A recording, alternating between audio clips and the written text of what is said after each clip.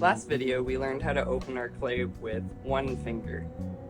This time I'm going to teach you how to open your clay using two thumbs.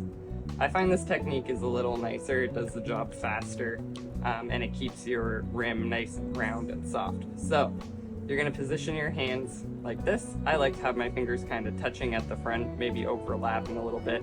Your thumbs are going to curl down over top of your clay.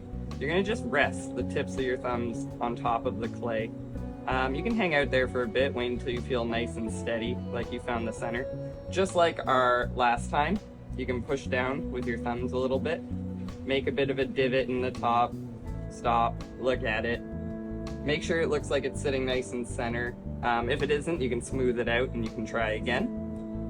But if you like it, then we're just going to go right in. So, fingers in position, thumbs on top, and you're going to make sure you push straight down into your clay with both thumbs. Make sure you don't let one thumb leave the other. You want to have them go in nice and smooth and even. So pushing down into the clay until I've established my depth, and then you're just going to start to pull your thumbs apart, stretching open that clay using your thumbs. Try and squeeze your thumbs towards your fingers so that you're not opening into open air, but you have some support behind your walls while you're opening. And then you don't want to swoop your thumbs down like this, or you're going to end up creating a kind of a rise in the center of your base. You want to curl your thumbs, so bend your thumbs, establish a flat bottom with a 90-degree edge where it meets your wall. And then again, you're going to take your sponge, I like to hold it like a little mushroom, and you're going to compress your base.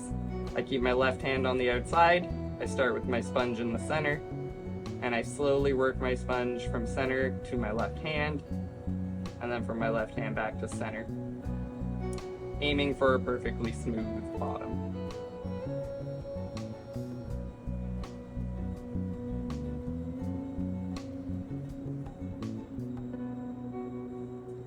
So you can see this technique is a lot quicker and does a really nice job.